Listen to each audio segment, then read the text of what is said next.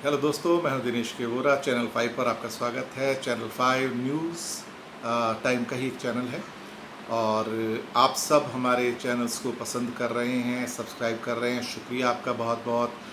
और बांग्लादेश के ऊपर सीरीज़ कर रहे हैं न्यूज़ टाइम पर भी और चैनल 5 पर भी। तो चैनल 5 पे आज एक नया प्रोग्राम करते हैं। चलिए ये करेंगे इंफ्रास्ट्रक्चर में एविएशन के ऊपर कि बांग्लादेश में एविएशन की इस टाइम परिस्थिति क्या है, उसके ऊपर एक नज़र डालने की कोशिश करेंगे। जब बांग्लादेश आज़ाद हुआ था तो वहाँ पे एविएशन के नाम पे देखा जाए तो कुछ भी नहीं था। एक बहुत पुराना सा एयरपोर्ट था और बाद में उसे तेजगांव से हटा के कुर्मिटोला के अंदर 1980 में एक नया टर्मिनस बनाया गया, वहाँ पे उसको शिफ्ट किया गया और 1983 में इसका नया नामकरण किया गया ज़िया इंटरनेशनल एयरपोर्ट पर। लेकिन 2010 में 2010 में इसका बेसिकली बिल्कुल नया नाम दिया गया हज़रत Shah Jalal international airport. Bangladesh aviation की दृष्टि से अभी छोटा है, इतना बड़ा नहीं है, धीरे धीरे डेवलप हो रहा है क्योंकि एरिया के हिसाब से भी कंट्री छोटा है। तो वहाँ पे अब कोशिश हो रही है कि एविएशन को अच्छे ढंग से डेवलप किया जाए। बांग्लादेश के एविएशन को हम इंडिया से या किसी और कंट्री से कंपेयर नहीं कर सकते क्योंकि इंडिया एविएशन के अंदर इस टाइम एक दुनिया का बहुत बड़ा जॉइंट है। ऑलमोस्ट तीसरे नंबर का इस टाइम दुनिया में इस टाइम माना जाता है एयरलाइंस की दुनिया में, जिस 500 से ज़्यादा सिविलियन एयरक्राफ्ट्स हैं जिनके पास, और 3 एयरलाइंस ऐसी हैं जिनके पास 100 से ज़्यादा एयरक्राफ्ट हैं। जेट एयरवेज़ वो तो अभी कोलैप्स हो गई है और एयर इंडिया है, इंडिगो है, इनके पास 100 से ऊपर एयरक्राफ्ट हैं। इंडिगो सबसे बड़ी है, इस टाइम उनके पास 125 से ज़्यादा एयरक्राफ्ट हैं। एयर इंडिया के पास, जो कि सरकारी एयरलाइंस है, 115 एयरक्राफ्ट है। बांग्लादेश में भी काफ़ी एयरलाइंस हैं, विमान है वहाँ पे। यूएस बांग्ला की एक अलग उड़ान भी है, साथ में नोवो है, कुछ और भी हैं। तो लेकिन एयरक्राफ्ट अभी इतने नहीं हैं, फ़्लाइट्स इतनी नहीं है, एरिया छोटा होने के कारण। अब वहाँ पे मैंने एक छोटा सा मैप अपने इस जहाँ मैं बात कर रहा हूँ आप देख सकते हैं इसके ऊपर। ये मैप वहाँ के एविएशन सेक्टर का मैप है। टोटल मिला के वहाँ पे करीब करीब 12 एयरपोर्ट अभी तक हैं। 12 एयरपोर्ट में जो 3 एयरपोर्ट हैं आपके, वो इंटरनेशनल एयरपोर्ट है, उसको ग्रीन में दर्शाया गया है। तो उसमें जो सबसे प्रोमिनेंट है, सबसे ज़्यादा फ़्लाइट्स जहाँ पे हैं, सबसे ज़्यादा पैसेंजर ट्रैफिक है, वो ऑफकोर्स ढाका का ही इंटरनेशनल एयरपोर्ट है। और इसके अलावा आपके जो बाकी जो इंटरनेशनल एयरपोर्ट्स हैं वो भी मैं बताता हूँ आपको। चट्टग्राम का यानी चिटगांव का शाह अमानत इंटरनेशनल एयरपोर्ट है और उस्मानी इंटरनेशनल एयरपोर्ट आपका सिलहट का, जो कि नॉर्थ ईस्ट का एरिया पड़ता है, वहाँ पे है। तो एक तरह से देखा जाए तो ये काफ़ी अच्छी कवरेज है इसके बारे में। और इस टाइम 5 जो डोमेस्टिक जो इस टाइम ऑपरेशनल एयरपोर्ट है वहाँ पे, वो आपका कॉक्स बाज़ार है जो कि साउथ में पड़ता है। इसके अलावा राजशाही जो कि ऑलमोस्ट वेस्ट बंगाल के बॉर्डर पे आता है, वो आपका शाह मखदूम एयरपोर्ट है। वो जयशोर एयरपोर्ट है, सईदपुर एयरपोर्ट है और बारिशाल एयरपोर्ट है। इसके अलावा 3 ऐसे एयरपोर्ट हैं जिनको एयर ऑपरेशंस के लिए अप्रूवल चाहिए, वो है तेजगांव, बोगुरा और शमशेर नगर। ये ब्लू से मार्क किए गए हैं, जबकि जो 5 ऑपरेशनल एयरपोर्ट हैं वो येलो से मार्क किए गए हैं। 3 एयरपोर्ट जहाँ पे सर्विसेज अवेलेबल अभी नहीं हैं, जो रेड में मार्क किए गए हैं, वो हैं Ishurdi airport, Comilla airport and Thakurgaon airport. इसके अलावा एक एयरपोर्ट जो अंडर कंस्ट्रक्शन है वो पर्पल में है, दैट इज़ खान जहान अली एयरपोर्ट, बागेरहाट। करीब करीब 80 to 90% का जो इंटरनेशनल ट्रैफिक है वो ढाका से ही इस टाइम सारा का सारा ऑपरेट हो रहा है। और पिछले 7 सालों के अंदर जो अभी एक लेटेस्ट फिगर्स आए हैं, तो उससे पता लगता है कि वहाँ पे जो एयर ट्रैवलर्स हैं वो उनकी संख्या दुगनी हो गई है, डबल हो गई है वहाँ पे। तो देखा जाए तो ये ग्रोथ बहुत ही अच्छी ग्रोथ है।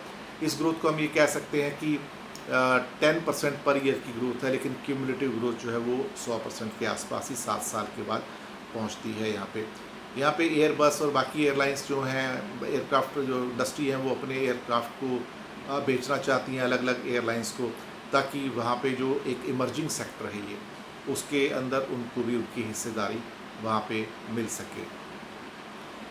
अगले 15 साल के अंदर जो अभी इंडस्ट्री है उसके मुकाबले और दुगनी से भी ज़्यादा वहाँ पे हो जाएगी, जो कि बेसिकली जो ग्लोबल ग्रोथ है एविएशन सेक्टर के अंदर, तो उसके बराबर ही इस टाइम बांग्लादेश चल रहा है। तो इस टाइम जो अगर फास्टेस्ट ग्रोइंग अगर कोई इंडस्ट्री है वहाँ पे किसी इंफ्रास्ट्रक्चर के अंदर, तो वो देखा जाए तो एविएशन सेक्टर ही है कि लोग एयरलाइन से ट्रैवल करना ज़्यादा पसंद करते हैं, इसमें कोई शक वाली बात नहीं है। अगर कुछ फिगर्स हमारे पास और भी हैं कि हिंदुस्तान और बांग्लादेश के बीच में जो ट्रैवलर्स थे टोटल में 7,60,000 पैसेंजर थे दोनों साइड में ट्रैवल करने वाले 2010 में, और ये फिर उसके बाद बढ़ के 12 लाख हुए और 2010 के अंदर ये फिर करीब 24 लाख हो गए। ये 7,60,000 पहले के फिगर्स हैं, पुराने फिगर्स हैं। अब के जो फिगर्स हैं ये करीब 24 लाख के फिगर्स हैं, और बांग्लादेश और मिडिल ईस्ट और बाकी लोगों के बीच में जो लोग हैं वो करीब 43 लाख से भी ज़्यादा हैं। तो 5.5 मिलियन 55 लाख लोग बांग्लादेश और दूसरे कंट्रीज़ के बीच में 2017 के अंदर उन्होंने ट्रैवल किया है, तो ये काफ़ी बड़ी वहाँ पे मात्रा है। अभी आलमोस्ट 85% ऑफ द पॉपुलेशन जो है वो अभी इस लायक हो गई है कि वो एयर ट्रैवल वहाँ पर कर सके, और अगर इसको नीट वे में ले जाए तो 30% की जो इमर्जिंग कंट्री पॉपुलेशन है वो 2017 के अंदर उन्होंने तब तक अच्छे खासा फ्लाई किया था, और फ्रीक्वेंटली फ्लाई करते भी रहते हैं वो लोग, और ये ट्रैफिक धीरे धीरे और बढ़ता ही जा रहा है। अभी 2037 तक ये उम्मीद है कि बांग्लादेश को करीब 150 पैसेंजर एयरक्राफ्ट की ज़रूरत होगी, और इसमें से 82 स्मॉल एयरक्राफ्ट होंगे, और 2017 में टोटल 27 एयरक्राफ्ट थे, 27 थे। 2037 में इनको जो ज़रूरत होगी कुल मिला के, जो कि देखा जाए तो 27 मीडियम, 20 लार्ज और 20 extra large aircraft would be required. ये एयरक्राफ्ट अभी सिर्फ 9 मीडियम, 5 लार्ज और 10 जो हैं वो एक्स्ट्रा लार्ज एयरक्राफ्ट अभी अवेलेबल हैं। तो इसका मतलब ये हुआ कि आज की जो संख्या हमारे पास है उसके मुकाबले 2037 के अंदर 2037 में आज से करीब 15-16 साल के 17 साल के बाद अप्रॉक्सीमेटली 4 टाइम्स ज़्यादा एयरक्राफ्ट या 5 टाइम्स ज़्यादा एयरक्राफ्ट चाहिए होंगे। तो ये एक अच्छी बात है कि बांग्लादेश की इंडस्ट्री जो है इस टाइम एक्सप्लोड हो रही है। इस टाइम वो बहुत हाई लेवल पे, एक तरह से कहा जाए तो ये इंडस्ट्री टेक ऑफ स्टेज पे है। अब धीरे धीरे ये टेक ऑफ ले जाएगी तो वहाँ पे बूम आएगा, क्योंकि बांग्लादेश से एक्सपोर्ट काफ़ी है, और काफ़ी बड़ा एक्सपोर्ट एविएशन के द्वारा, फ्रेटर्स के द्वारा भी होता है। तो ये एक देखा जाए तो एक अच्छी बात है। कुछ फिगर्स जो और हमारे पास हैं वो बताते हैं कि डोमेस्टिक एयर पैसेंजर्स के अंदर जो ग्रोथ हुई है वो 64% हुई है पिछले 5 साल के अंदर, जो कि काफ़ी अच्छी है। और इन 2013 इंटरनेशनल ट्रैवलर्स जो थे बांग्लादेश से वो 52 लाख थे।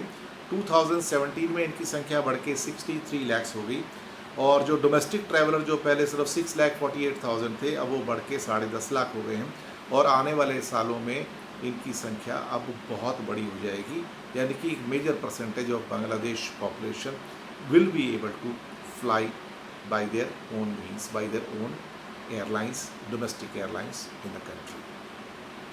तो अब अगर ये सारे के सारे एयरपोर्ट पूरे ऑपरेशनलाइज हो जाते हैं तो पूरा का पूरा बांग्लादेश जो है एयरपोर्ट्स के द्वारा, एविएशन के द्वारा वेल कनेक्टेड हो जाएगा, और ये एक अच्छी बात है।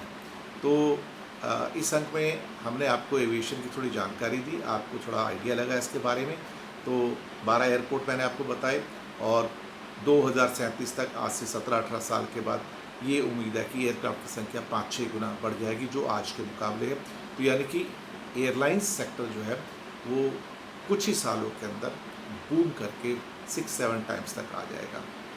एक्चुअली इस टाइम अगर देखा जाए जो दुनिया में जो फास्टेस्ट ग्रोइंग जो एविएशन मार्केट थी वो इंडिया थी, कि जहाँ पे कुछ साल पहले, आज से 10-15 साल पहले इतने एयरक्राफ्ट नहीं थे, लेकिन अब 500 क्रॉस कर गए। और इसलिए सारी जो एयरक्राफ्ट की कंपनी है, बोइंग है, एयरबस हैं, सब चाहते हैं कि अपने जो एयरक्राफ्ट हैं वो यहाँ इंडिया की एयरलाइंस को बेचें, क्योंकि यहाँ से एक साथ में उनको 100-100, 150-150 एयरक्राफ्ट के ऑर्डर्स मिल जाते हैं, जो आज की डेट में दुनिया में बहुत कम कंट्रीज़ दे पाते हैं, क्योंकि एविएशन कोई इतना फ़ायदे का बिजनेस नहीं है, लेकिन ट्रांसपोर्ट के लिए एक ज़रूरी बिजनेस है।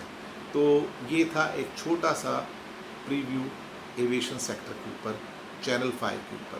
मेरे द्वारा, यानी कि दिनेश के वोरा के द्वारा।